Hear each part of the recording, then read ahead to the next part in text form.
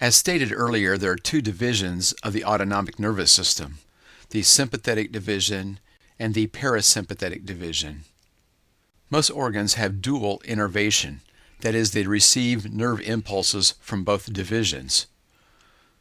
In general, when an organ is dually innervated, impulses from one division stimulate the organ to increase its activity, while the other division decreases the activity of the organ. Another important principle relates to the purposes of the two different divisions of the autonomic nervous system. When the parasympathetic division sends out nerve impulses through its nerves, it causes the body to conserve and restore its energy, and this occurs during normal everyday activities. For instance, when you're carrying out normal everyday activities, your heart is beating just at a normal rate, and the messages coming out from the parasympathetic division are telling it to do just that. Sometimes the parasympathetic division is called the rest and digest division.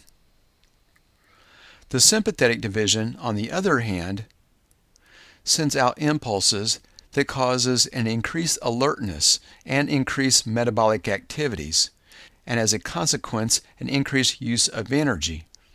This is the division that will send out impulses to cause your heart to beat faster, for instance.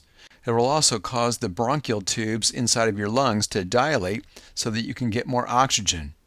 Another thing that the sympathetic division will do is send out impulses to the liver and tell it to release glucose into the bloodstream so that you have glucose available for energy.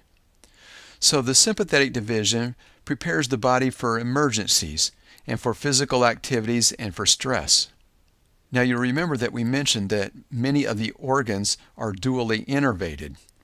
And so what you want to think about is that even though one division will stimulate the activities of a particular organ and the other division will inhibit the activities or decrease the activities of the other organ, which one of the two it does depends on what that organ is trying to do.